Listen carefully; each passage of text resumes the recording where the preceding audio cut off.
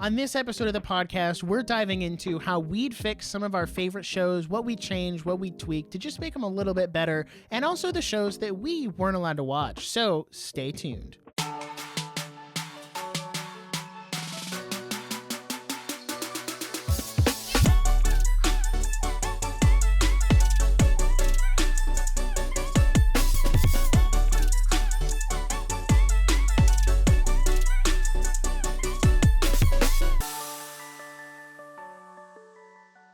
Hello and welcome to the Nerdiest podcast, the show where nerds talk about nerdy things. I'm your host with the most, who is always sleep deprived, Mr. Nick Barrett. And as always, he is back, ladies and gentlemen, back from his wedding and honeymoon, none other than the Mr. Jackson Glass. How are you doing? Welcome back to the show. Dog, I'm so happy to be here. Thank you so much. I feel like I was gone for like a decade, and I'm back.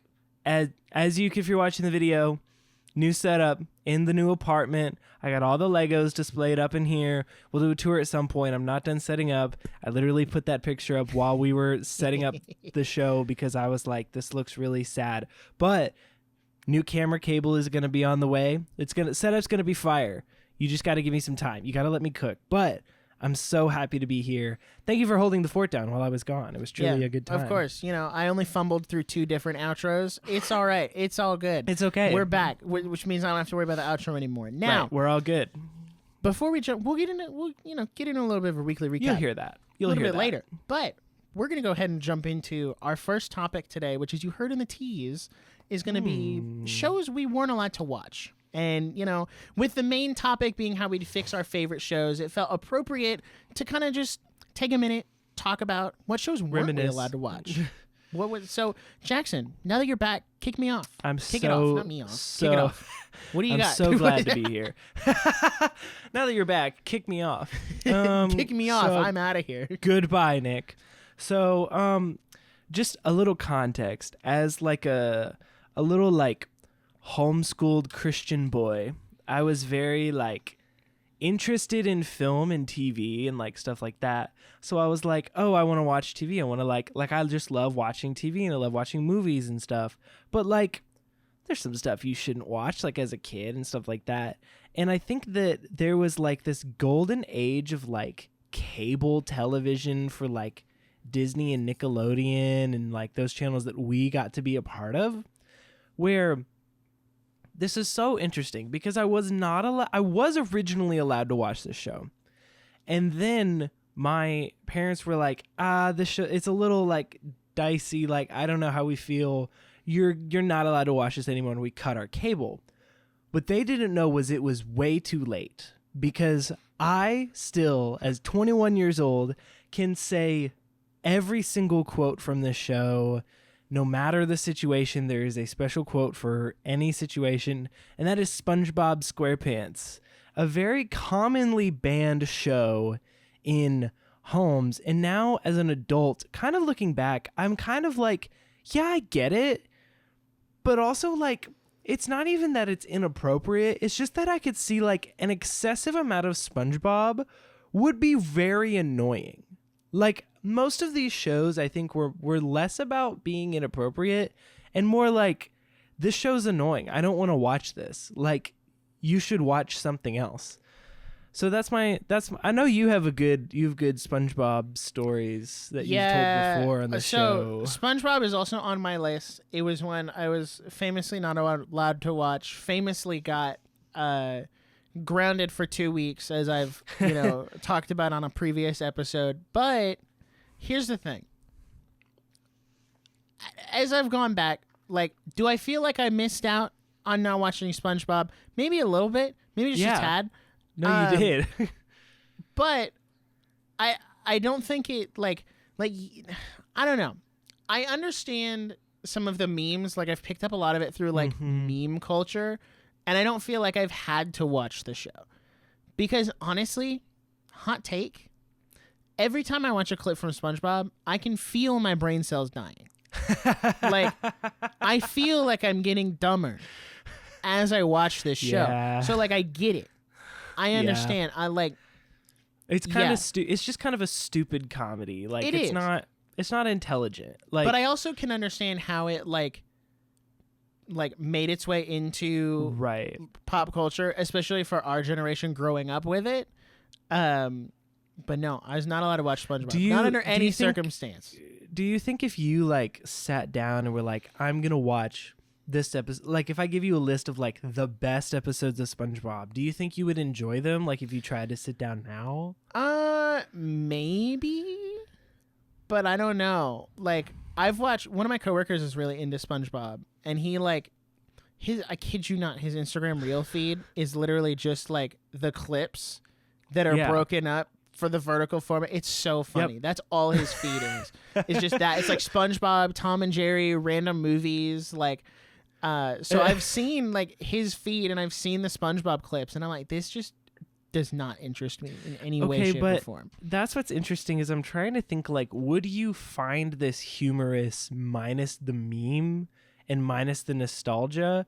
Because part of me is like, I still can go back and watch a good episode of SpongeBob and be like, oh, this is funny. Like, this is charming. This is like, had some good heart to it.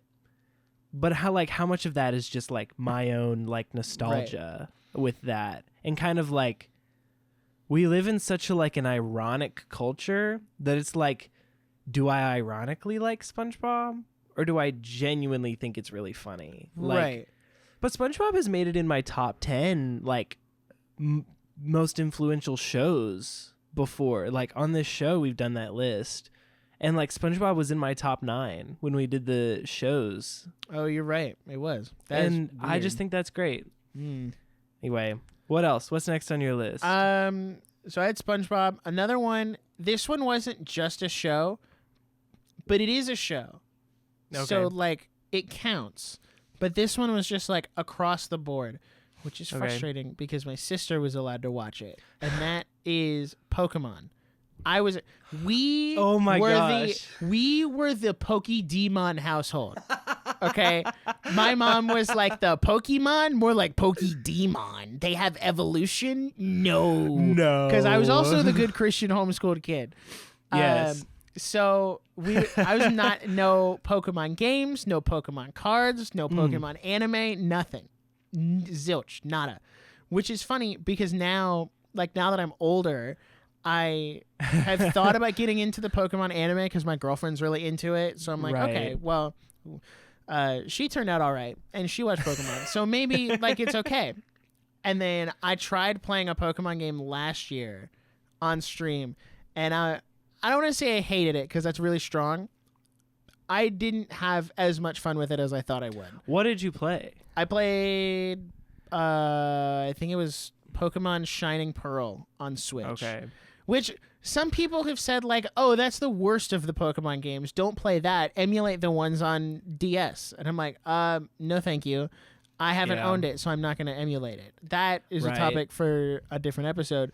And then some people are like, well, Shining Pearl is a good place to start. But if you really want to like get into Pokemon, you should start with this game on Switch. Because my thing was like, oh, I want to play it on a system that I own. So theoretically, I could go get one of the DS ones and plug it into my 3DS and play it that way. Right. But I didn't want to.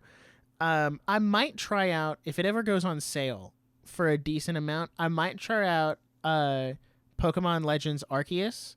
Because that one is, I guess, supposed to be more like a Breath of the Wild type game. Yeah. So I'm like, maybe that's what I need to get into it and like get into the Pokemon lore. And then from there, branch out into some of the older games. So I don't know. I might try that if it ever goes on sale.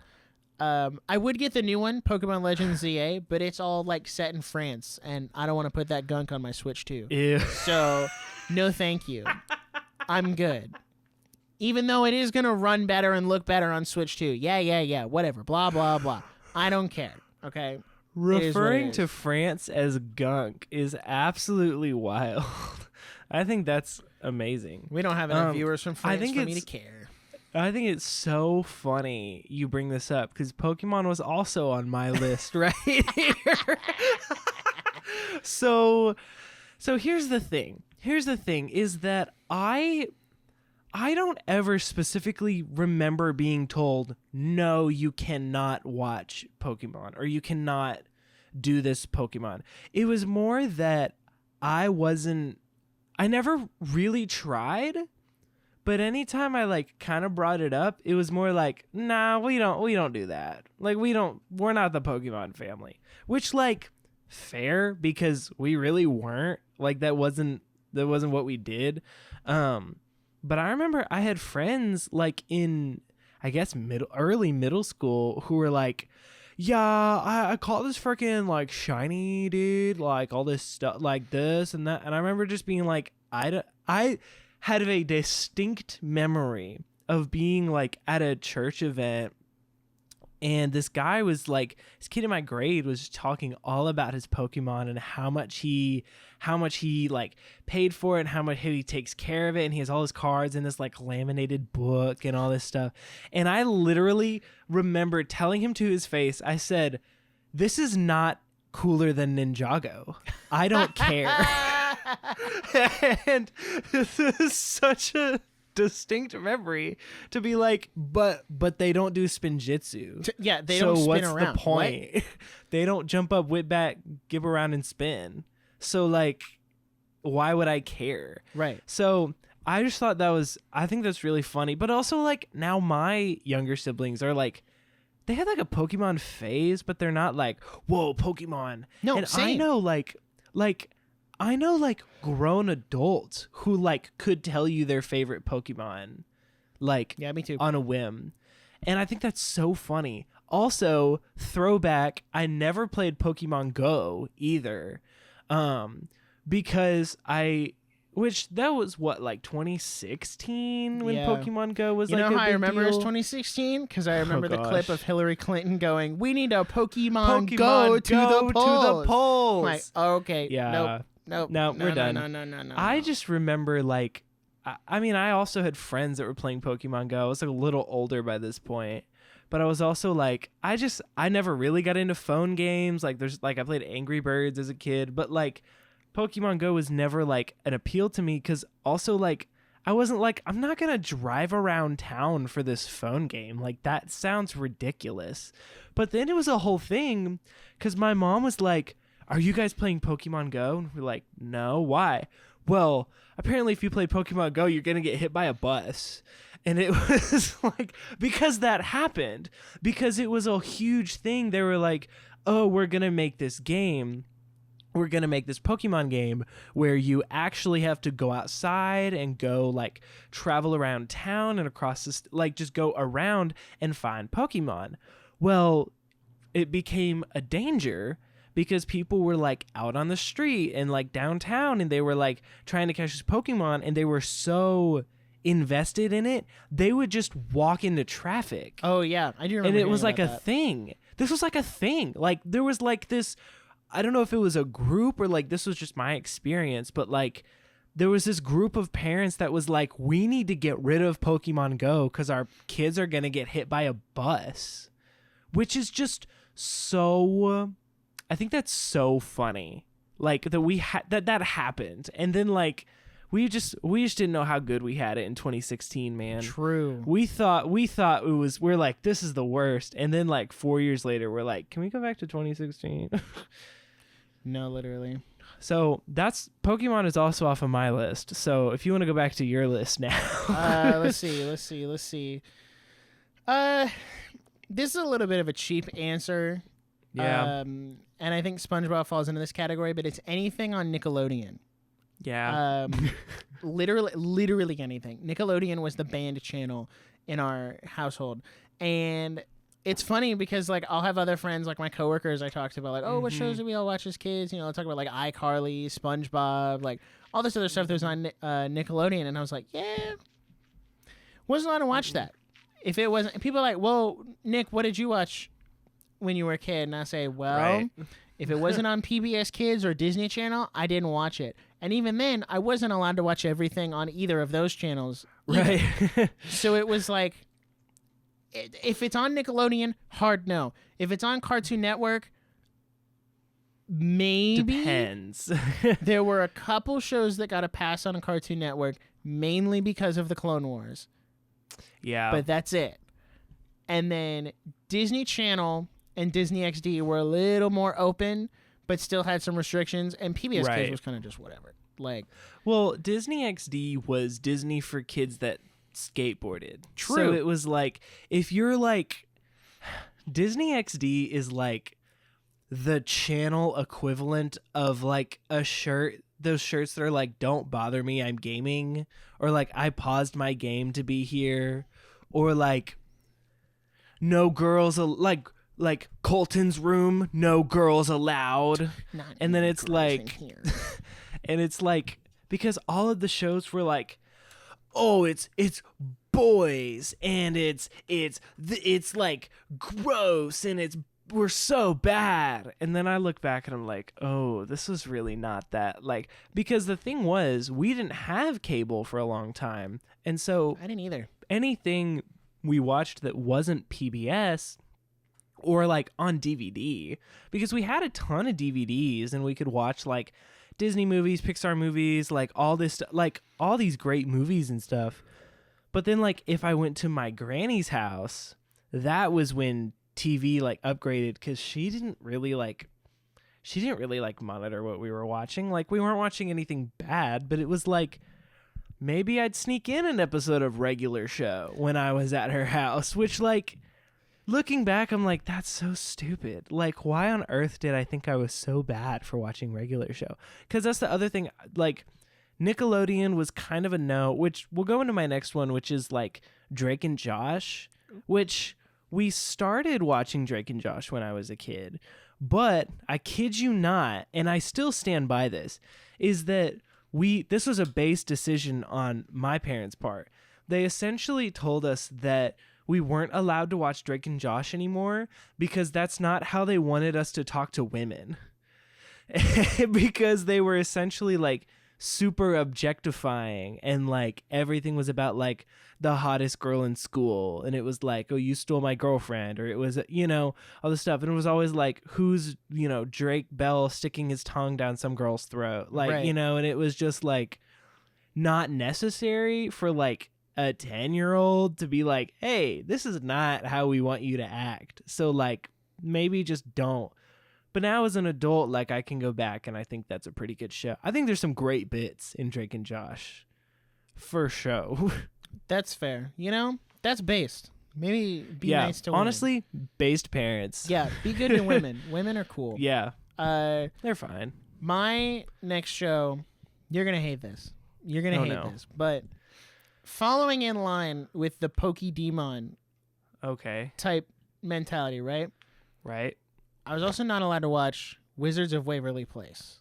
Oh, I do hate that. Because it was magic, which is a really interesting stance to take.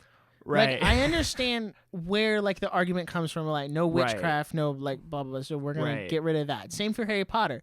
I get that, but also, if you're, let me just speak to the Christian parent. If you happen to be listening to this podcast, and that's the stance you take.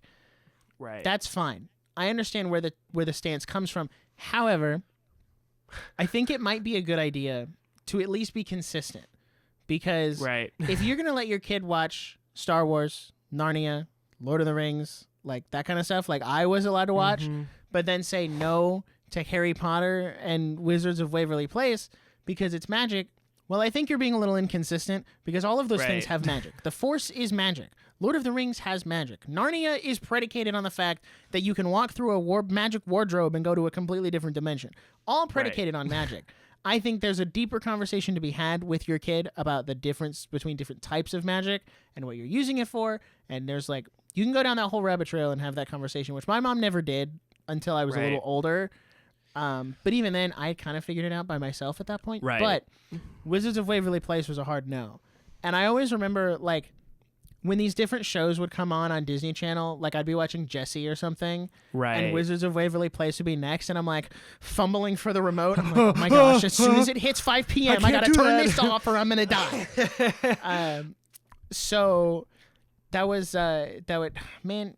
Kids don't understand. And that's so... Kids don't get it They nowadays. don't understand. They don't understand. They don't get it. Like, having to go to a commercial break midway through your episode and like you got like 30 seconds to run to the bathroom, get a snack, do whatever. They don't understand. They don't get it. All right, these kids nowadays are too privileged with streaming. Did I send you that video on Instagram? There's this really good video, and I wish I remember who did it. But she was like, I think that kids, the streaming age is to blame for kids not having time management skills. True. It was like, because when we were kids, it was, okay, if this is on at 7, I think I'm in Central Time. If this is on at 7 Central, then I'm going to eat dinner at 6, and then I have to do, or I'm going to eat dinner at 5, and then I have homework, so I have to do that to make sure that's done, and then I have to clean my room, so I have to do that before 7 so that we were like planning. It was like the calendar in my head was going to like, because I had to see what was on. What's so funny is my family, like growing up, loved like reality TV. So we were like, The Amazing Race is on. I'm going to lose my mind if I miss 1 second of The Amazing Race. Yep. Where like now you just turn it on and you can pause it. And okay, this is another thing. My brother, when he was a lot younger, he was notorious for pausing. Like he would pause everything for like an hour. Like he would watch a movie, he'd like start a movie and then he'd like get distracted with something else. And he'd be like, oh, hold on, and pause it. And then I'd be like, hey, I'm going to play a game. Can I take the TV? And he's like, well, no, I'm watching a movie. And I'm like, no, you're freaking not. You're on the other side of the room. This movie's been paused since 3:00. He's like, well, I'm going to go back to it. I'm like, shut up. You can go back to it when I'm done. My turn. Right. I'm playing Star Wars Battlefront on the Xbox One. That's what we're doing right now, okay? Gosh. All right, anything else to add on this topic before we shimmy on? I don't think so. All right, good word, good times. Hey, I don't know if we've said it yet, but if you're here, thank you so much for listening. We're so glad you're here. If you're new to the show, make sure you subscribe if you're on YouTube or on Spotify or Apple Podcasts. Or if you like what we do here and you've been a returning listener, make sure you give us 5 stars on Spotify or Apple Podcasts. We also have a merch website, thenerdiespodcast.com. All of the links will be in the description. You can follow us personally on YouTube, and we're doing original content there. Follow us on Instagram at the Nerdiest Podcast. So all of those links will be in the description if you like what we do here. This is a fully independent project. We both kind of like take turns going in and out working on all this stuff. So your support means the world to us. We're trying to take down big podcast. So trying to take down the if you Big like Film this Bro kind of podcast. stuff, if you like this kind of stuff, make sure you stick around and send it to a friend that you think would enjoy. Now, Mr. Nick, it's been a hot second since we've kind of like been together like on the show. Like I took a break from my wedding and all this stuff. So tell me, how have you been? I've been good. I have not been watching anime lately, which I know is a big change. You might be thinking, well, what have you been doing? Well, I've been doing a couple different things that I'm very excited about. Obviously, when this episode comes out, that is a big deal. That's a really big deal. Will be out by the time this episode comes out. I'll have it. You're We're right. doing a little pre-recording here. Right. So I don't have it yet as of time recording, but I will. Right. So what I've been doing is I'm planning on selling my PlayStation 4 and my Switch OLED once I get my Switch 2, because I literally have only been using my PlayStation to play Persona 3. That's it. Yeah. And I'm like, PlayStation, 5 years into the PlayStation 5 generation, they're finally stopping putting games on PlayStation 4. So I'm like, okay, well, this thing is irrelevant anyway. I'm about to get a new Switch 2. I don't need the PlayStation. Like, not really a big fan of their games anyway. I don't want to play with you anymore. Plus, I need the money. So I can sell that sucker for like $150, maybe $200 if I'm pushing it, throw some games in there. Get that sucker out of here. Gone. $200 towards my Switch 2. Easy money. Right. And then I'm also selling my Switch OLED because I won't need that once I have the Switch 2 anyway. So, but what I've been trying to do is finally go through and finish Persona 3. And my plan is to finish it this weekend. So I will update you guys on the next episode if I did end up finishing it or not. I'm in like the final third of the game. but Right. I'm in like the final third of the final third. So I'm like within spitting distance of the end. So I'm like, okay, this is good. I'm going to finish it. Like one more good like weekend grind. We got it on lock. As soon as that's done, PlayStation's getting unplugged from the wall, unplug out of here, making room for the new Facebook Switch. Marketplace. Like it is. So I've been doing that. And on the TV front, I started a show that I didn't think I was ever going to watch, nor was I going to like, because I didn't like the show that it's based on. But I'm enjoying this show a lot more, and that is Young Sheldon. I am currently on the final season of Young Sheldon. 7 seasons in, right? I have... That's a lot. I think 12 episodes left, and then I'm done. Wow. So I also might be done with Young Sheldon by the time the next episode rolls around. I'm really enjoying it. It's not a sitcom per se. Yeah. It's like single camera, right? No, it's multicam. Oh, really? Well, when you say single camera, what do you mean by that? I mean, like multicam would be like Friends, Seinfeld, where single cam would be like Community, Parks and Rec, The Office. Yeah, it's more like Community. Okay, in that that's sense. a single camera sitcom. Yeah. So it's really good. I enjoy it. Ironically enough, my least favorite character is Sheldon. Listen, I've never wanted to punch a kid more than Sheldon Cooper. Like, he's just annoying at times. And then there's a couple times where, like, he has some moments with his twin sister and his mom and his dad, like the rest of his family. There are some really sweet moments in there where I'm like, okay, you are now less than punchable. It's fine. But outside of that, it's actually, like, really heartfelt and really, like, there were a couple, especially towards the, like, latter part of the show, once you get connected to all these characters, because all of them, except for Sheldon, were mentioned, or like his mom showed up for a couple episodes, his siblings were there, like there were a couple one-offs here and there, but this is like, no, we're deep diving into Sheldon's family, and I love that. I really love his family. And when I started it, I knew they were doing another spin-off show with his older brother Georgie and his wife, and I was like, I don't know how you do that. Like, how are we getting another spin-off show out of this? And then season 6 is pretty much all about Georgie and Mandy. And by the time I got to the end of it, I was like, you know what? No, I get it. I'm like thoroughly invested. Now I understand why you make an entire spin-off show just for them. So I had, when they announced that, I had such a banger tweet, because it was like, they have announced a sequel to Young Sheldon, and I was like, yeah, it's called The Big Bang Theory. What is wrong with you? Can't wait for a Big Bang Theory remake where they just go back and do it all again and make it maybe better this time. No, it's an animated remake. Actually, they change mediums entirely. Let's do it. So yeah, that's what I've been up to. Persona 3 and Young Sheldon. I'll report back once I finish both of those things. But Jackson, you've been gone for a wedding and a honeymoon. How have you been gone? How's it going? Listen, first things first, I like it on the record that Nick said directly quoted before we started recording, "You will have to rip me out of the grip of hell to get me to stop playing Switch 2 to record next week."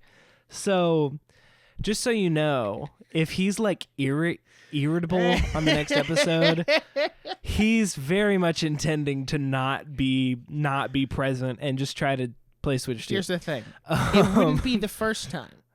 No. Because we did this whole song and dance with Tears of the Kingdom. Except this time, it's a brand new Switch. So, it's a little... I'm like... Okay, slight side tangent, and then I'll let you go. That's okay. I'm kind of upset that Nintendo shifted all of their stuff to Thursday releases instead of Friday. Because like Switch 2 comes out on a Thursday, gets delivered to my house on Thursday while I'm at work. And I'm like, oh, that's great. Okay, fine. If it was a Friday while I'm at work, it's like, okay, I get home, I get to open it up, unbox it, do the whole thing, and then I have the whole weekend to mess with it and like play with it and have fun. This is like, no, you get home Thursday night, you can start setting it up, do your file transfer, download Mario Kart, because I got the digital version, and then go to bed and go to work Friday morning. And I'm like, what are you talking about? I'm not taking Friday off work. I have it off work because I worked a little overtime for it. Right. But What if I didn't? But it's a little ridiculous. Then That's I a have little to ridiculous. sit here. I'm also kind of upset because most of my lunch night's probably just going to be spent downloading stuff. Yeah. So, which is the sad reality of like modern day gaming is like most of your time will just be downloading. Like, yeah, I'm going to have to wait for like the system transfer from my OLED to the new thing. And then I have to wait for Mario Kart to download because I can't do those two things simultaneously. I won't have Fortnite. I won't. So my plan is just to get all the data transferred, download Mario Kart, play Mario Kart for a little bit, and then download other stuff while you're gone. Yeah, right before I go to bed, queue up Fortnite, some of my other digital games. Right. Unfortunately, Hulu and Crunchyroll will not be backwards compatible with Switch 2. Darn. Tragic. As long as I can get Monopoly for Nintendo Switch, we'll be okay. Right. It'll be fine. What if we'll get an updated version? No. I hope they don't update it because I want them just as broken and charming. But, they never will. Why? If it's broken and makes money, why fix it? So anyway, wedding, honeymoon. That's government policy. So, yeah, I got married, so suck it. This is a ring. If you're watching on the video, you see it is. It has a classic Fender guitar string woven into it. Wow. So that's kind of cool. Wedding, like I won't bore you with the details, but essentially it was literally perfect and objectively the best wedding you've ever been to. So it was like exactly what we wanted. And it was perfect.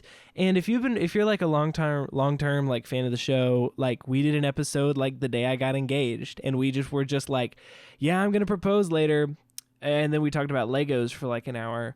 But it's just like very surreal because I'm like, oh, that happened. Like we did that. We had a wedding because like everyone talks about their wedding, but then I was like, oh, this is the day we're gonna talk about forever. So.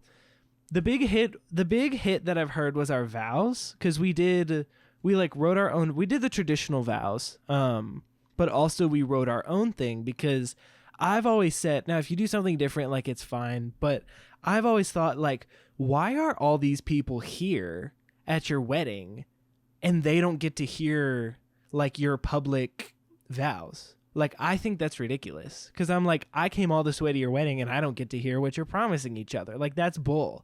So now we were like, we want to do public vows, but we're also like, we want to read them cold.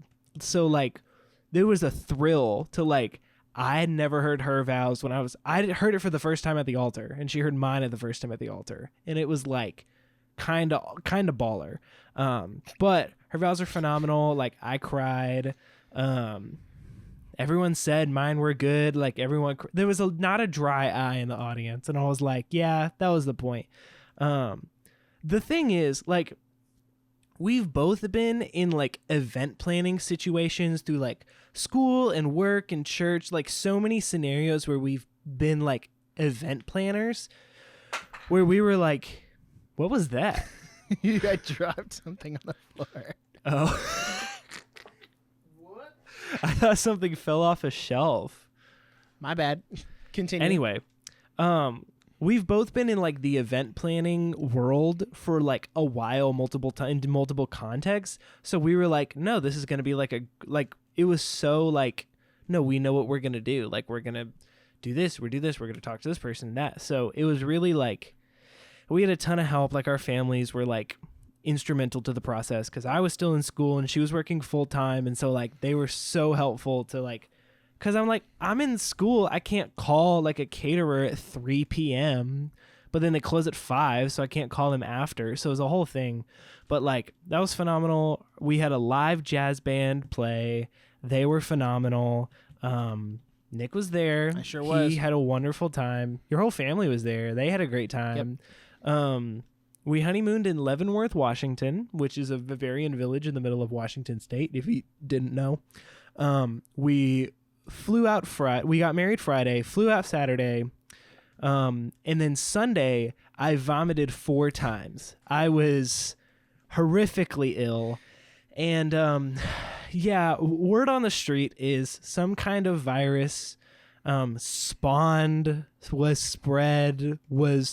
I don't know if, like, someone was salty, like always a bridesmaid, never the bride, and then just like like in the dip or something, and we're like, I'm just gonna sneeze on everybody. I don't know. Every day I learn of someone new that was horrifically, like violently vomiting after my wedding.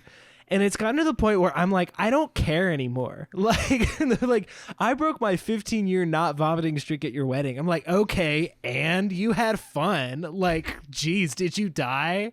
So, honestly, that anywhere else, anyone else, like, I'm like, this could have ruined our time, but like, we're just like, what a good story. Like, I ended up being fine after my fluids were replenished in the ER, but that's a story for another day. We were fine. Everyone was fine. We got some money back. So I call that an unethical life hack more than anything else. If you want half price catering, just, let out a little flu, and it's, it'll be fine. So that's a joke. Don't do that. That's a joke. Don't do that. Feel like a tapeworm in the dip. Yeah, we just kind of hung out, chilled in the mountains, hit the pool, ate good food. That's about it. Came home and immediately went to work. I'm off school. This is summer, so like, living large, making a lot of videos, working hard on the podcast. So I'm very excited about the summer. The summer's been very good so far. I have been married 3 weeks today. Wow. As time of recording. Has it really been 3 weeks already? Holy. Moly. Yeah. 3 weeks today. So, keep an eye out. Follow me on Instagram to see when my book on marriage comes out, because I obviously am just an expert now. That's incredible. I've already gone for you to marriage advice, and I'm not even married yet. No, he has, genuinely. So, if anyone needs marriage advice, don't ask me, because I'm him a line. Instagram. Drop a line. Hey guys, drop a comment. Drop a comment down below. If you have any marriage questions, I'm an open book. I love responding to comments. Just let me know. Let me know what you want to know about marriage. And I'll respond and let you know what I think. So anyway, that's what I'm doing. We've always said like podcast guest is a wife privilege. So like, maybe in the future we can have a little wife cameo see and how that goes, dude. See what happens. Go crazy. You gotta get me and her to do like a Star Wars trivia or something. I kept saying that. I was like, I want to do Star Wars trivia, and she's like, no, but I'd lose. And I was like, no, you wouldn't. Like we've been together almost 3 years now, and all I've heard is like nerd out Star Wars stuff, like way above my pay grade type stuff. So like. And she's like, well, but if it's about like ships and guns, like I wouldn't know. I'm like, I would tailor it. Like, I'm not going to be like, what is this trooper's gun? Because I know you're not going to. CR2 blaster. Thank you very much. The Stormtrooper default's the E11. She was nervous. The DC-15. Yeah. She was nervous because she was thinking like, if any of the questions are about the artillery, like Nick's going to win. Like, it's not going to be fair. Duh. Was like, I can tailor questions. So can you call yourself a Star Wars nerd if you're not well-rounded in all the guns? I mean, come on. I know the guns because I played DL-44. DL-44. Boba Fett uses an EE-2. Standard Rebel blaster is the A280C. Correct. Yeah, I literally only know it because of Battlefront. now Fortnite. Fortnite's just the Battlefront 3 we never got. No, that's so true. Like, especially with this Star Wars season. No, literally. So, anyway, people keep asking, like, how's your married life? And I'm like, it's good. It's not super flashy. I'm just, like, really happy to, like, not have to say goodnight anymore, It's like, I don't have to, like, go home. We can just go to bed. And I'm like, this is actually peak. Like, we can just watch movies and then just go to bed. And then I wake up and she's still there. Yeah, right? Right? You're like, that's never happened to me before. That's crazy. Yeah. Anyway, married life is awesome. You should get married. Well, man. I got a girlfriend, so I'm trying. On step 1 of hey, 3. If any nerds out there are like, how do I get a girlfriend? Drop a comment down below. Let me help you. Yeah, so, given that anyway. one of us is married and the other one has a girlfriend on the way to marriage, I think we might have a thing or two. It's possible, guys. It is possible, guys. Don't let them tell you don't nerds think it's can't not. get married. They can. They can. nerds usually make a lot of money. That's all I'm saying. Like, everyone's like, oh, nerds just stay in their mother's basement all the time. And I'm like, no, nerds have drive. Like, if you find the right nerd, like, they're not going to fool around. They're going to be loyal. And then they're going to be like, this is my hobby. They're like, well, nerds are so, like, I don't know, ew. And I'm like, nerds have been, like, connected, like, I'm sorry. You want to talk about commitment issues in men? We have been playing... Nerds have played the same Mario Party character for 20 years just because they kind of liked green when they were 3 years old. Like, this is not, like... You want to talk about commitment issues? Nerds will be the most loyal. They will never cheat on you. True. Because why would I cheat on you at the bar when I can be at home playing video games or building Legos? Like, you will always know where I'm at. I'm always at home. My girlfriend never has to worry about me going anywhere because if I'm not at work, I'm at home playing video games or working on a new video. That is it, dude. You don't got to worry about it, okay? That's all I'm saying. Nerds don't play. They're committed. Nerds don't play. They just play. Yeah, they just play with Legos. Which means they'll also be great parents because they already have plenty of experience with kids' toys. That's so true. Okay, so inside baseball, let's workshop some like married nerd merch after this episode. I'm in. Okay, I'm in. A shirt that says like proof nerds can get married. Proof nerds can. Oh my gosh. Okay, so can we get shirts that say I'm married to a nerd? And it, like, married to a nerd, and there's like an arrow.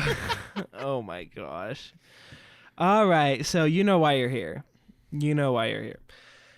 We're here to fix our favorite shows. Yep. Now, I don't know how you want to structure this. We can go back and forth if you'd like, but we kind of have some crossover shows, but also some like shows that we like personally selected. Essentially, and the way I took this, and you may have interpreted it differently, and you can let me know, was kind of like, this is one of my favorite shows, and I love this show, but if like in an ideal scenario, this is what I would change about the final product, and I would have done this instead, and then just kind of like why I would do that.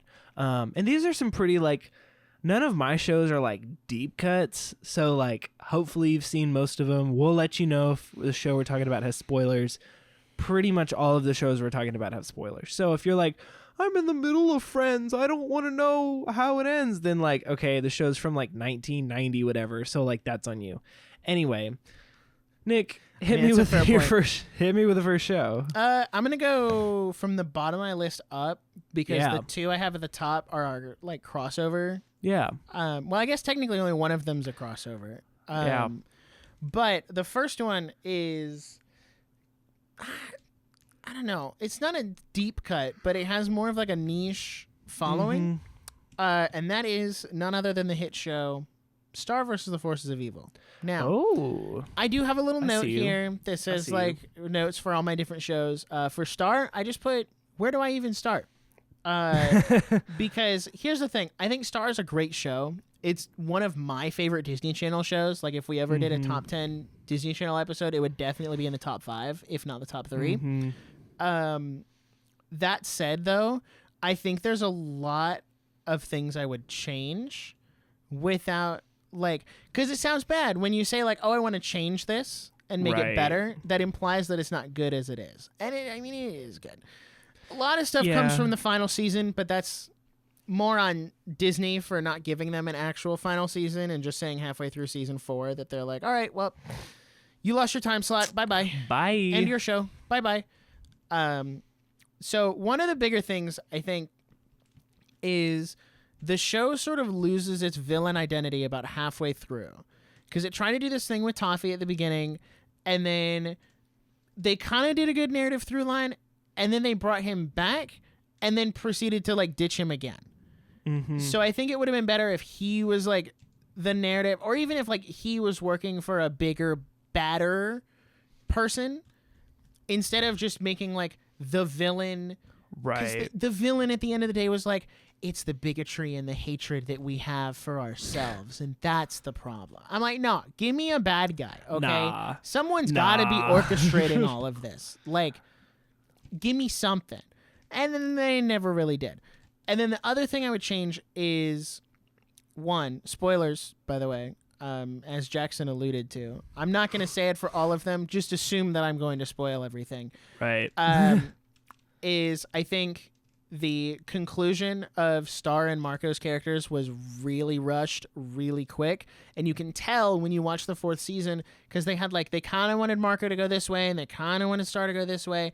And then they realized halfway through that the end point they wanted to get to was just moved a lot closer. So oh, okay, so we have to get him out of his relationship and her out of her relationship and then bring them back together. And then they get to date for 2 episodes and then they're separated and then they actually come back together and it's a whole thing. Yeah. So I think that could have been handled a little better, even though I like that they ended up together because it was clearly the romantic endgame from the start. So I would fix that. And then also just how the show ends, where it's we're going to take this magic realm and we're going to take Earth and we're going to mash them together. And that's the end of the show. No explanation on what this looks like. No explanation on how this works. No explanation on how this even happened or why it happened, other than the assumption that the universe did this because 2 teenagers fell in love. And that's the explanation. And it's not even an explicit explanation. It's just an assumed explanation. So I think the show could have used another season, or even a straight to Disney Plus movie to explain something. Yeah. They could have done a little bit more of a follow-up. And I think the show's good. The final season has its pitfalls. I still really enjoy it, though. That's what I would change. That's how I would fix that show. Jackson, take it away. Good word. This is a show I've never seen, but I'm completely on your side. So my first show is a show that I actually really love, and it's been very near and dear to my heart for a long time. But that being said, I mean, this is one of my favorite shows of all time, but I also think that it gets the most valid criticism ever, and I'm no, you are so right. And that's WandaVision. Ooh. Now, WandaVision, Disney Plus original, kind of was the first Marvel. It was the first Marvel Disney Plus show, and when it started, we were kind of whoa, what is happening? It was a mystery for a long time. And it was why are we in sitcom mode? Why is Wanda doing this? Where is this in the timeline? What's going on? And that was something that Marvel hadn't really done before. And that was actually have decent pacing for once and kind of do a slow burn. Marvel had never really pulled that off in the MCU before. So that was kind of a big deal. And we were well, this is really cool. And we're getting weekly 22-minute episodes. And it was whoa, we're obviously going through the decades on these sitcoms and stuff. But the problem is, as it went on, we were oh, sitcoms, this is great, all this stuff. And then in the last 2 episodes, we're immediately going back to everything wrong with Marvel in general. And it was her brother came back, and it was but his name was Ralph Boner, and we were okay, that's fine, but then we never revisited him, and right. We don't really know why he was there in the first place. Even what is it, 5 years later? We really don't, or 4 years later. We're we don't really know why he was there. We haven't followed up on that yet. And I don't know if there was another plan in action that was got scrapped eventually, because Marvel loves to do that. And so then the last episode really tanks the show, because it was oh my gosh, Wanda's on this crazy character arc, and we're showing it in one of the most bizarre, creative ways that Marvel has never done before. This is a deep character dive. But we're doing it through through different mediums, and that kind of thing I just eat up. I adore that kind of stuff. It was a mystery, and it was done super well. We were trying to figure out what was going on. And then the last episode, they're oh, she's the villain. She's so bad. And then it's wait a minute, we just reversed her character arc that we've been building to this whole time. And then she kind of was, but then they're well, Agatha's the villain, but also Wanda's the villain and she sucks. She's been doing this. And it's like, I thought that was the point, was the arc. So here's my WandaVision, is that the final 2 episodes were mad disappointing. And this was bad because it completely abandoned the concept of the show. It was Wanda's character arc told through sitcoms through the decades as kind of a way of her coping through her grief, but it was a mystery and wasn't fully explained at the beginning. That's awesome. We should have kept that. We should have, and they kind of touched on this in the last episode where like they kind of like went back in time like through the decades again, but I think there was a huge opportunity to do like, and they could have still done an epic final battle, but they should have gone through all the decades again and have like fought through the decades as if all of the episodes were like time capsules. So they're like, oh, we're fighting in the 40s, we're fighting in the 50s, we're fighting in the 60s, we're fighting, and then because her kids get involved like partway through, like they can get involved, like they're having this fight here and then they're here, and you can like, similar to like what Cuphead likes to do, where it's like their fighting style is based on the decades, right. And they're essentially different characters going through all this stuff, and there was a huge opportunity to capitalize on the medium that they chose for this show instead of just reverting it back to just standard Marvel, which is not what we wanted. Also, I think their justification for the sitcom thing was fine, but not like super clear, and was essentially like, well, she was super traumatized, but likes sitcoms, so she just wants to live in a sitcom. And it's kind of like, okay, but like maybe you don't even have to justify it. Maybe in a weird way, like what we're seeing is not reality. And I think there's this we kind of talked about this in the Minecraft movie review, where it was like, why do you have to explain it? Like, why can't this just be the medium of the art and it's interpretive? Now, Marvel can't do that because they're Marvel, and Martin Scorsese was right. But, like, I don't know why that couldn't have just been interpretive. Also, I don't know if this is a hot take or not. I think it needed a full season, like a sitcom.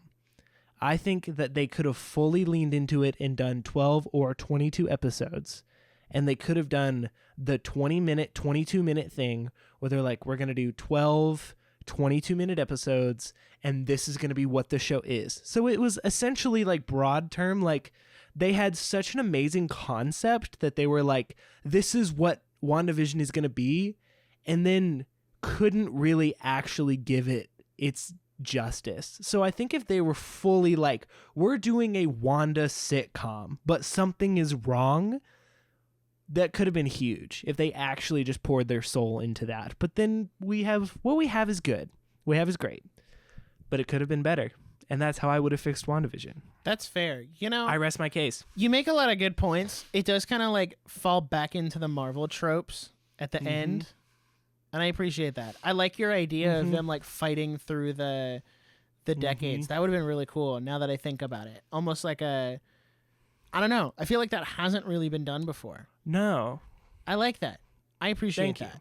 That's my longest pitch. That was my most passionate, like. Yeah, I feel like the Star one will probably end up being my longest, just because it's not like the other ones. I have bullet pointed out a little more. The next one here will be a little short because I only have like one thing, right? And that's for Ninjago. Okay. Oh, this sucker. The only thing I changed. This sucker should have ended at season 10. That's it. Like, that's my change. No more. None of this season 11, 12, 13. We're switching to 11 minutes. Now we're going back to 22, but it's a different show. But because we haven't had a successful brand outside of Ninjago, we need to put the name on there. And we're going to keep going. And it's going to kind of like spin on and ruin the legacy of this entire show. Just to end it at 10. Yeah. We're done. Because I think if you follow, like, the Hagman brothers who started the show at season 1 did everything all the way to season 10. Season 10 was their last, like, thing. And honestly, it holds up. Yeah, they were very open about that. Of, like, I think it was 8, 9, and 10 was like this trilogy of shows or trilogy of seasons where they really were like going full crazy, doing everything they wanted to do, all these callbacks to the beginning of the series and like the previous seasons, and they really leaned into that. And then they stepped away. They were done. Yeah. And I remember when that like came out and everyone looked at it, and then the new stuff came out and everyone was like, oh, I don't know about that one, buddy. And I just feel like Ninjago has not been the same since then. No. And I've tried to get into it multiple times. Like I've tried to watch the new stuff multiple times, and I cannot get into it to save my life. Like some of the sets are cool, but other than that, like I can't. Well, the characters are completely different now. Like, what's the point of keeping up when I feel like the character arc was wrapped? Yeah, like the character arcs for all these characters were pretty substantially wrapped in season 10. So I just think the show should have ended there. That's really the only thing. When we were putting this list together, I realized I was like, I could have a completely separate list that was like shows that should have ended sooner. And I'm like, oh gosh, that might be like something to put on the idea docket. The next show that I have a few points on is another Disney Plus original that kind of took the world by storm, and I think it's gotten some unnecessary hate recently, and that's The Mandalorian. Now, when I say unnecessary hate, I am referring to just the first season. You guys are all over Instagram and Twitter being like, man, The Mandalorian sucks. Like, you weren't pissing your pants for that first season when it was coming out weekly. Do not lie to me. You're so right. I have receipts, okay? Do not lie to me. The first season of The Mandalorian was pretty revolutionary for Star Wars because it was the first time we had seen Star Wars take that medium. It was the weekly Star Wars thing, but it was super high budget. It was on Disney Plus. It was weekly, and it was really new. It was outside of the Jedi. It was outside, like, we weren't really sure who the character was. Like, this is the common theme is shows used to have patience. It used to like kind of like ease the audience through the story and let them like stumble over the truth and find stuff out about themselves and like slowly reveal. Where my biggest critique about The Mandalorian, specifically the first season, is why on earth did he take his helmet off in the first season when they knew that they were going multiple seasons? There was no way on earth this was going just one season. Like, they knew they were going like full franchise, and his whole thing is, I can't take the helmet off. It's part of my religion. Like, I'm super like it's about like the identities thing, right? But then he freaking takes it off in like the end of the first season. And then the second season starts and you're like, oh, like, you keep talking about how you can't take it off and it's part of your religion. It's a whole thing. And like, I get it. Pedro Pascal is hot, but like, we don't need to see that. Like, as an audience, we had that spoiled, even though the other characters didn't. And then in the second season, we threw Bill Burr in there, and like, Bill Burr can see him with his helmet off, and there's all this. And I'm just like, why are we hyping it up like, oh, the Mandalorians can't take their helmet off unless they want to, and then they just do. And so, like, that is my biggest critique. I also think, thinking more broadly about the Mandalorian, and there's so much controversy about this, like, there's all this stuff, but like, Cara Dune should have stayed, should have been throughout the whole thing. Luke Skywalker probably shouldn't have been there. We kind of got like freaking like Book of Boba Fett, like, teaser episode in the middle of The Mandalorian. And I just really feel like after the first season, it just kind of slowly declined. And there's some great parts of the second season of The Mandalorian. I really do think that. But like, the third season is not worth it. And it's so hard because the first season, when it was coming out, we were like, Star Wars is so back. This is actually really good. And this is really great. The same way people are talking about Andor now.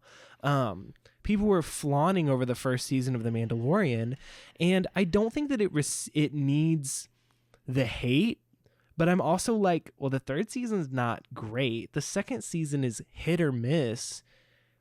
But the first season, like, they should have just kept it, like, they should have just kept the consistency. But there was so much, like, there's a lot of political, like, context behind the scenes and stuff. And, like, Gina Carano was pretty, like, it's controversial, but, like, she was pretty unjustly fired. Like, we saw her at a convention talk about this, and she sure told did. the whole story, and we were like, whoa, like, that's kind of messed up. And it was like, it just hurt the show, because the show was really great, and it was all about the Mandalorians and all this stuff. And then we were like, well, now it's about all bounty hunters. We're like, okay, I don't know, like, Bo-Katan is cool, but, like, why are we so focused on her? Like, all this. So it was just really, like, got deep in the weeds of Star Wars, and it was like, this used to be a standalone thing. Like, why can't Star Wars just be standalone again? Yeah. Everyone's like, but Andor, and I will get to Andor. I'm gonna get to Andor. Everyone's like freaking out over Andor right now, and I'm like, I'm gonna get there, but I'm watching other stuff right now. Anyway, yeah, essentially, like, he shouldn't have taken his helmet off, and then they should have just, like, stayed in their lane, essentially. And then they're like, Book of Boba Fett, and it's like, no, that show is genuinely horrific. So yeah, that's essentially what I got on The Mandalorian. Is like, first season laid some great groundwork, and then we were like, no, we're not going to do that at all, and completely pivoted. So that's what I got. That's fair. You know what? You're right. And I think that it is weird that they were like, well, he can't take his helmet off, and then they kept doing it every single season, almost as if to make it a point in the third season that he needed to go back to Mandalore to, like, be reinstituted into the religion. He essentially needed to be rebaptized. So the Mandalorians clearly work by works, not by faith. I don't know what to tell you about that. So, yikes. Anyway, keeping on the Star Wars train. Yeah, let me hear it. All right, listen. All right. Y'all know I love ready. this show. You know I would die for this show. But Star Wars The Clone Wars. Oof. Let me hear it. The only thing I would change is I think The Clone Wars is a phenomenal show. I really do. Especially for the era it was coming out. It was kind of a dry period for Star Wars. The Clone Wars was really the only thing we had, because it was all pretty much I think with the exception of season 5, it was all pre-Disney acquisition. So it was a pretty, like, no new movies on the horizon, maybe a new game here and there. The Clone Wars was really all they had going for them. It was really good, but I think the first 2 seasons suffer from a lot of, like, filler one-off episodes. And I think that's because they were just trying to fill out the seasons and trying to get and, like, see, are we going to get another season? Are we going to get another season? And then once they got to season 3, they were like, okay, we know we're getting another season going into the third season, so we can do a lot more narrative arcs. Some of my favorite arcs come from, like, season 4 with the Umbara arc and how they brought in Darth Maul again and, like, all of that stuff. They get into these more, like, overarching, like, 3, 4, 5 episode arcs, and they're all really good. But the first 2 seasons don't really have that as much. They have a couple where they kind of tried to do the more, like, 2 episodes are connected, and that's what that is. Or, like, 3 episodes are connected, and then they kind of, like, bleed into this next thing, but not really. I just think there was a little more room to not do as much filler stuff and kind of keep everything a little more plot relevant, even if just you reorganize the episodes you have and connect them a little better. Because I don't think the content itself is necessarily bad. Like, what really throws me off is the first episode of The Clone Wars is, like, Yoda going to this planet with a bunch of clones and getting stranded there. It feels like a very random episode to start on. It's not like hey, this is the Clone Wars. This is what's going on. Here's the context. It's like, no, here's Yoda. He's doing this thing, which was weird. Is technically the first episode of The Clone Wars is the Clone Wars movie that came out, like, a year before. Oh my gosh. Which is the one that has Anakin, Obi-Wan, Ahsoka, Count Dooku, like, all the characters we know of from the prequels. And that's technically the first, like the beginning of the Clone Wars. But the start of the TV show is not that. But then later on in season 2, there's an episode that comes before the Clone Wars movie. So the timeline's really confusing. So it's like, no, let's just streamline everything together. Make the first like chunk of episodes what the movie was. Because then you're establishing Anakin and Obi-Wan's relationship. You're bringing in this new character who's exclusive to the show in Ahsoka. And you're establishing her relationship with Anakin. And then you can go on and do basically whatever else happens. So that's what I would change. Everything post like season 2 is incredible. Can I keep it 100 though? I feel like this is what a lot of anime is doing right now. It's like, well, we have this like the timeline is kind of confusing because we have movies and the manga and the show, but they're like, let's recap or let's add this episode so that we can lead up to the movie, or let's let the movie recap the show, or the show can recap the movie. Like they know how to like let it flow better. And I'll also say like this has been a long-standing conversation on the show is I've never seen the Clone Wars, and every time I try to start, I can't do it because I'm like it's so frustrating because I'm like, this is good, but like what are we doing? Like, where are we? Where are we going? Like, what's the point? And I know like I could eventually get there. I just haven't taken the time to do it. So I understand that Testament as someone that has struggled to get into the Clone Wars in that way. So, do you have any more one-offs, or are we pretty much groups together now? I have one more one-off, but it's pretty short. All right, let me hear it.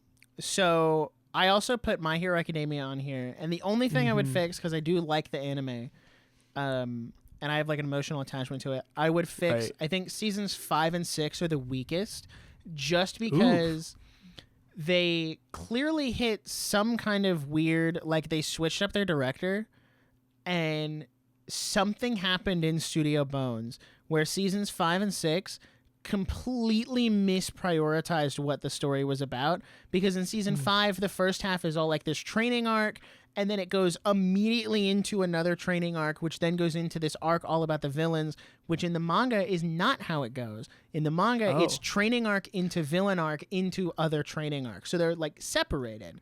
But the anime was like, well, the third movie is coming out, and the movie is tied to this second training arc, so we're going to flip them so this arc comes out around the same time as this movie. Right. So that it makes sense, so that like you can get the tie-in and you can like understand that. But because this villain arc got thrown all the way to the end of the season, it got the least amount of episodes, the least amount of budget, and the least amount of priority, which sucks because it's a really good arc that gives you a lot of good exposition onto why the villains are the way that they are. It's not trying to make you be like, ah, yes, rah, rah, let's cheer on these villains as they destroy the world. It's more like highlighting how Hero Society failed these individuals and then showing you the consequences of that action, so that going into season 6, when they do start destroying the world, you're like, I understand why they're doing this. It doesn't make it okay, but I understand why they're doing this. And season 6 kind of had a similar thing where they had a lot of fighting on the front end, but then they put all of the time in production on the back end. So the front end, and even like the front of the front end, like the first 5 episodes had a lot of good animation, great stuff. And then you get to this major, like the first major confrontation between Deku and Shigaraki, you know, the main hero and the main antagonist. And it's animated like a clip show. And it was so disappointing because it was one of my favorite fights. It's one of like the most well drawn in the manga. And they're like, clip show, slide PNG across screen, whatever, like, move on. And then the second half got really good, and season 7's really good. So I just think, like, redoing those and kind of, like, reshifting. And I know in a perfect world they wouldn't be on a yearly schedule, so they would have the time and the budget, and they did the best with what they had. But that's what I would fix about that. So, okay. I think we are on to group stuff now. Yeah. And I think this is a group one, but if not, I'll start with it, and that's Parks and Rec. It's not, but go for it. Parks and Recreation. You can give me your take since you've seen the show, like, and you're a fan. Tell me what you think. So Parks and Recreation, I think, I'll say that it's underrated in my opinion, in the sense that like I think a lot of people, like too many people, prefer The Office over Parks and Recreation when like Parks and Rec has so much to offer. But I have a few notes, and one is it's that the first season is not as bad as people think. I've heard so many people be like, "Oh my gosh, the first season of Parks and Rec is so hard to get through." And I'm like, is it though? Like, because you like The Office, and the issue with the first season of Parks and Rec is it's just like The Office. Yep. So like, what's the problem? And my note is that Leslie Knope's Michael Scott meter needed to just be turned down like a little bit. Like, just she was too Michael Scott, and that was the point because Parks and Rec was a result of The Office being so popular. So that needed to get turned down, but then it does. Like in the second season, she's like actually her own character instead of just the female Michael Scott. So like that's that. The other note is that Ron Swanson's wife, Tammy, I cannot stand her. I don't think she added anything to the show. Which one? I think the librarian one? Shoot. Or the really strict one? The librarian one who like shows one? up and they like have like I don't even know what word to use, but it's like absolutely raunchy interactions. Yes. She's the one that I'm thinking. Like, she's just like there for shock comedy. Yes. Like, which it's funny because it's his wife in real life. Like that's their like like it's freaking Nick Offerman and Megan Mullany. Like they are married. And so it's really funny to be like, oh, I'm sure they're having a great time. But for the context of the show, I'm like, this is really out of character for Ron Swanson. I don't think this is funny. Like, so like I would just kind of take her out. Like I don't think she's worth it at all. Also, final note is the last season of Parks and Rec is really bad, and no one talks about how bad the last season of Parks and Rec is because they do this weird like future time jump, and it's like kind of the bit is that everything is a hologram and like it's the future, and I was like, this is not the show that does that. This is not the make a joke about the future having a hologram show. Like, this is a very grounded show. Like, what are we doing here? So I think, like, I see why they time jumped for the last season, because I think they kind of wanted to do that. But, like, that kind of bit is more of a finale kind of thing than an entire last season kind of thing, where it's like, oh, I wonder what we're going to be doing in 10 years. And then you take a few minutes to show it.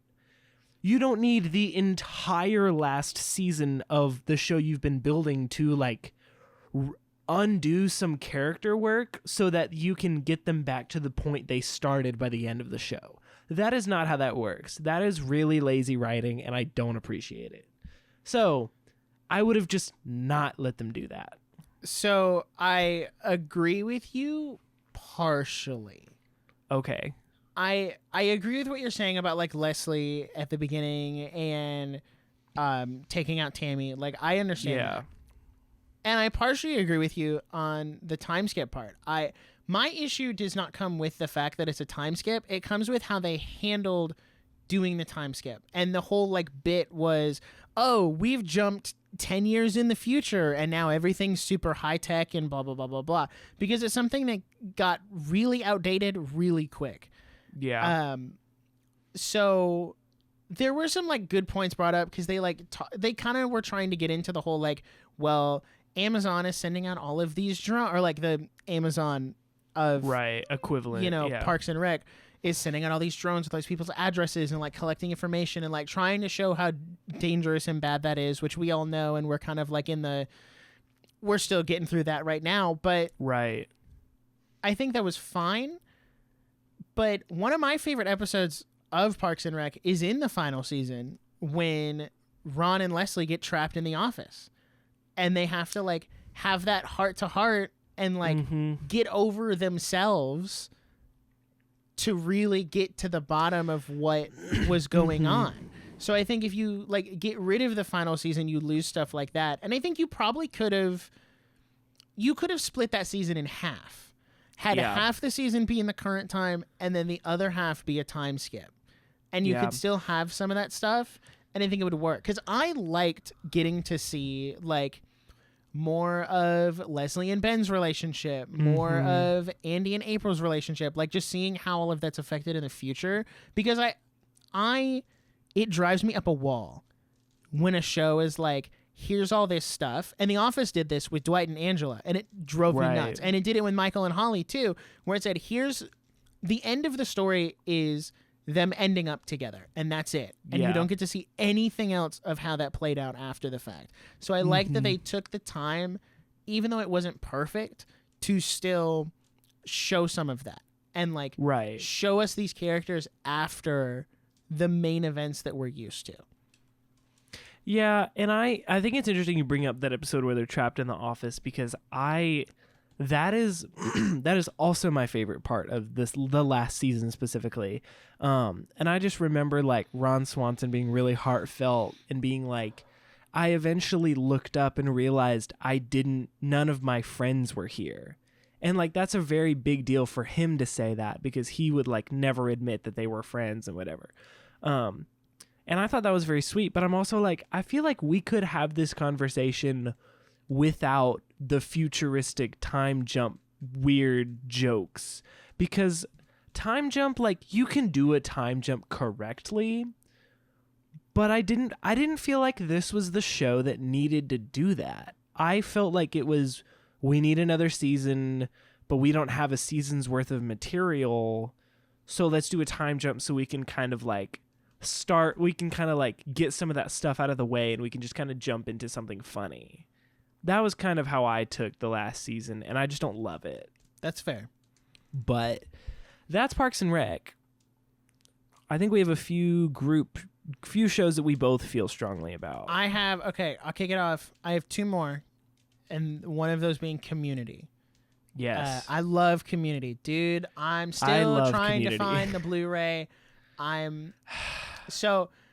also have Community. I also have The Office on here. We'll talk about that in a second. Same. Got my girlfriend into The Office. She's loving it. And I like want to tell her to watch Community, but I don't know where to tell her to watch Community. Yeah. Because it's like everywhere and nowhere, and I can't find the Blu-rays anywhere. Like I genuinely don't think that movie has a DVD release. I don't. Like the show? Yeah, there's no way. I've never found it anywhere.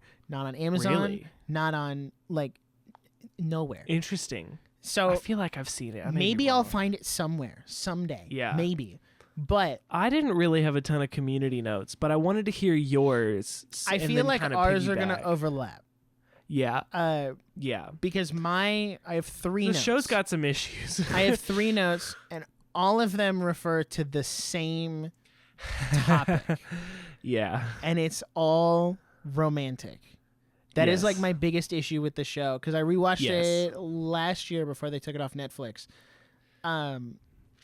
One, no more Jeff and Annie. Let's just take that subplot out entirely. Gone. Yeah, nope. No more. Nope. Wrong. And if you Bad subplot. Want to do that, like if you wanted to throw in another female character for him to be into, either make him younger or make her older. Because I don't have an issue with them together outside of the age difference. That's it. Yes. Because she's like a child. Like, yeah, she's 18, and you can skirt the line of being like, well, she's an adult. And I'm like, adult. I didn't know you're right. Right. But he's like a child an adult. He's an adult. Like, we have a section of an episode of the show dedicated to him turning 40 years old. Yes. And she'd still be like 23.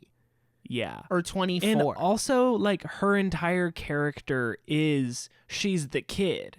She's the immature she's the young baby. And the ditzy one who, gets into trouble because she doesn't know any better. Yeah. And so, like... And he's, like, the dad of the group. Right. Like, whoa, pump the brakes here. Yeah, no, I wholeheartedly agree. Get that out of here. It's just creepy. The second one is don't do revolving door dating. That was really annoying. Oh my! Where they just started cycling through the different pairs where they're like, and it's Jeff and Britta. Now it's Jeff and Annie. Now it's Troy and Britta. Now we're back to Jeff and Britta. And now we're going to hint at Abed and Annie, but not really. We're going to... Oh, that reminds me, another one that's not on my list. Brie Larson should have stayed. as That's Abed's so girlfriend. true. She should have She stayed. was They were a actually good so pair. good. They wrote one good couple in this entire show, and then she disappeared for no reason. And Yep. I will never forgive them for that. The only good thing Brie Larson is, and that was a personal attack or something. Yeah, no, for real. I'm like, dang, bro. So yeah, don't do the revolving door dating. I don't think Troy and Britta worked out No, very that was well, bad. and I don't think the That's writers bad. did either because they broke up. Right. And then the Based. last one is make Jeff and Britta endgame. I think that's another thing Yes. Community suffers Yes. from. Is it starts off with the same premise as like Friends and How I Met Your Mother, Right, and then there's right. no romantic payoff at the end. Yeah. Because the whole reason they even started the study group was so that Jeff could try to like hit on Britta. And Yeah.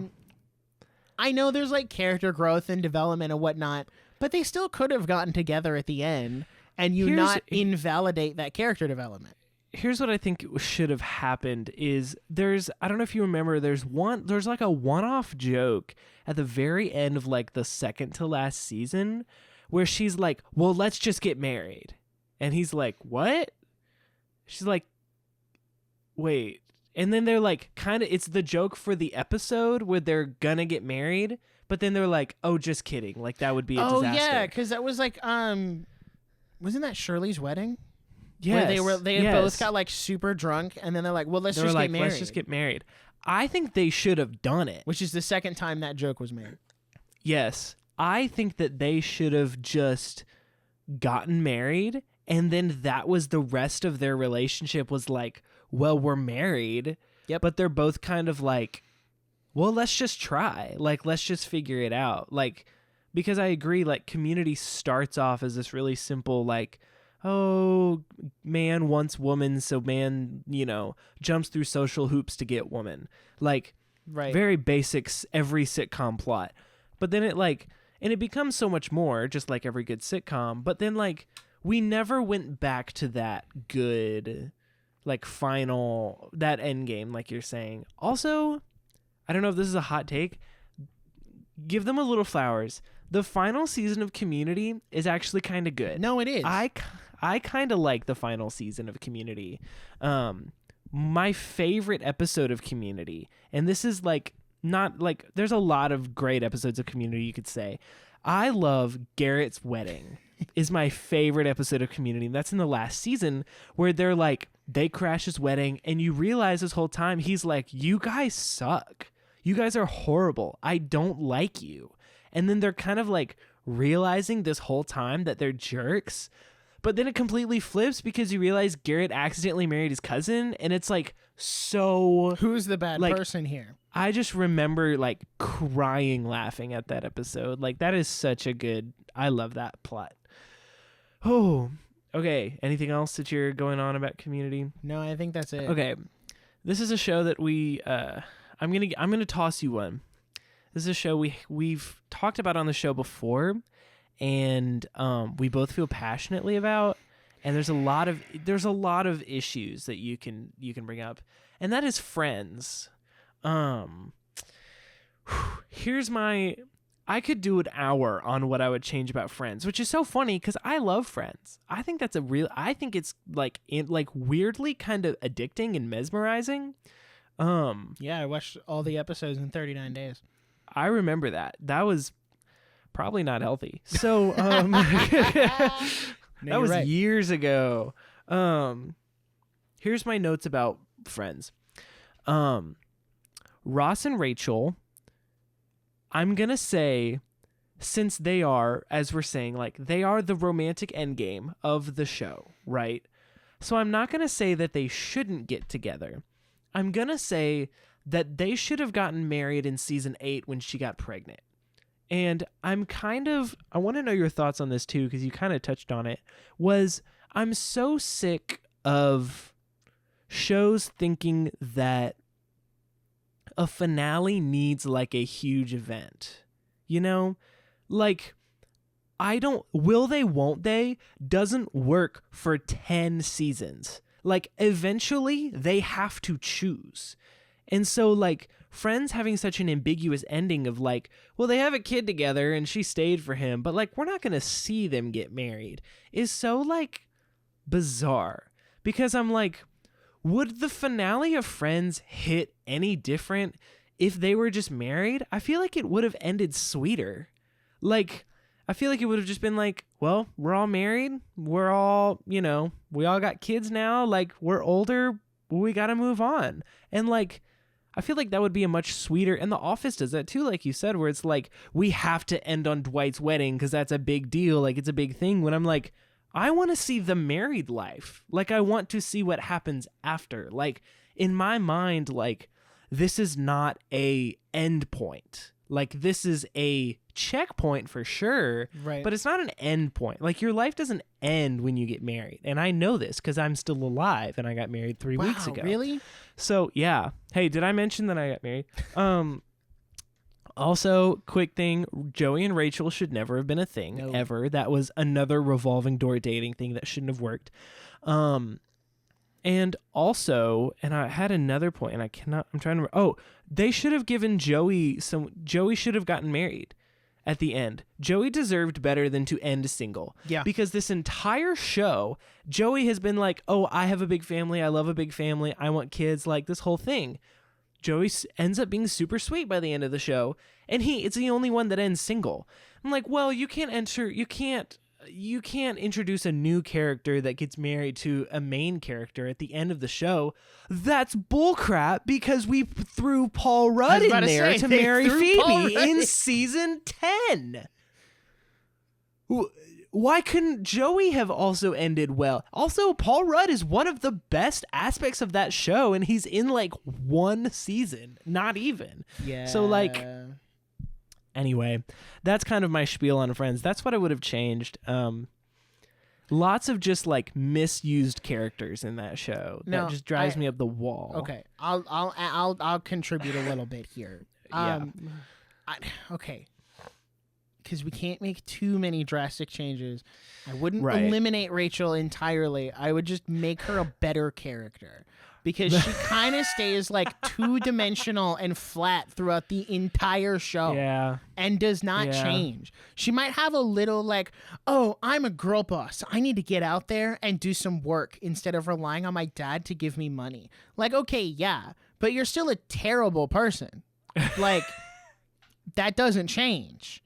That's what I'm looking. I'm not looking for you to be like, oh, look at me, I'm all independent, rah, rah, rah. But no, I agree. If her and tell Ross, it to your baby daddy. Like, if her and Ross were the end game, they should have ended up together. I kind of wish they did like what they did with Jim and Pam, where they got together and then they stayed together. And I appreciate that sitcoms kind of moved into that trope because The Office did that and then Brooklyn Nine-Nine did that. And I really appreciated that because it kind of like broke the societal norm of like when things get tough, we just like bail and call it a day. Whereas those two couples were like, things got tough, we're a team, we're going to work through this together. And Friends didn't do that with Ross Monica and Rachel. And Chandler. They did do that. Monica and Chandler are an infinitely better couple than Ross and Rachel. Like, everyone knows that. Amen, like, brother. Amen. Gosh. I think Joey should have ended up together. Joey's ending in Friends is also the same issue I have with Raj from Big Bang Theory, where the whole show he just talks about like being this hopeless romantic who really wants to get married and then he ends single. And I'm like, of all the people to end single, not him. No, that's so give him mean. an actual arc. Yeah. So yeah, that's all I have. Gosh. All right. We're cutting close on time, but we have one more show that we have mentioned in passing a couple times, and that is The Office. The Office. What a way to end. Now, big event. Oh Lord. Now, the thing is about The Office is I don't want to say, well, The Office should have ended at season 7 when Michael left. And I don't want to say that because that feels too easy and that's not as nuanced. There's much more nuance to it than that. But also, the more I think about it, the more I'm like, there's not really a whole lot that I like about seasons 8 and 9 about The Office. Because I was kind of looking and I was like, they should never have gone meta because you get like Brian the Boom Op comforting Pam, which just vomit. Because like you said, it was like the point is Jim and Pam, they are the end game. And then we're kind of like in our final moments trying to break them up. Like, whose idea was this? Like, they're the solid couple. The show was never intended to be meta. It was just the medium. Like, you don't have to explain the medium. Just be confident. I'm sick of this. Also, why did Angela marry that random senator? Like, we just needed...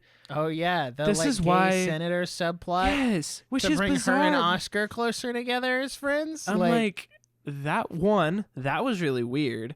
2, that's a sign that your characters should just get together. Like, you are throwing up pointless roadblocks to keep her away from Dwight. Like, just give up and put them together. Also, let's say in this scenario that we have to have 9 seasons of The Office, like we have to keep going. Let Dwight and Angela just get married, and then Michael leaves, and then let Jim be the general manager. Because that was his character arc, was he was kind of the goofy sales guy, and he was like, oh, I'm going to get out of here. I hate this company. Like, it's whatever. But now he's like, oh, I'm married. I have like kids. Like I'm the manager now. And I feel like there's some really sweet moments that he has with Michael throughout the show that hinted at him kind of becoming like that, going into more of a leadership role that we never touched on. We'd rather have him leave to Philadelphia so that the boom op guy could hit on Pam. Like, who thought that this was a good idea? And then we put Andy in there, which we ruined the Andy character because he was not a bad character. We just ruined him at the end. So anyway, that's how I would fix The Office, is I would just let Dwight and Angela get married, and then Jim should just be the general manager after Michael. It's not that hard. Like, okay. That's how I feel. That certainly is a take. I had to stop when you were like, oh, I'm not going to say we're just going to end when Michael leaves and so on and so, because it's literally the first note I have. But mine is a little more nuanced. It's not the show ends when Michael leaves. I think I would cut season 9 and season 8 would be the final season. And instead of doing this revolving door of like Will Ferrell, Robert California, that other guy, like this revolving door that Kathy eventually Bates, leads us to Andy, that eventually leads us to Dwight, I would say just make it Dwight.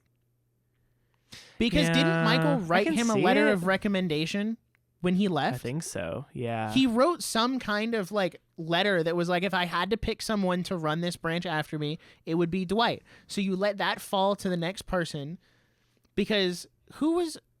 No, Saber had already bought Dunder Mifflin at that point. Mm-hmm.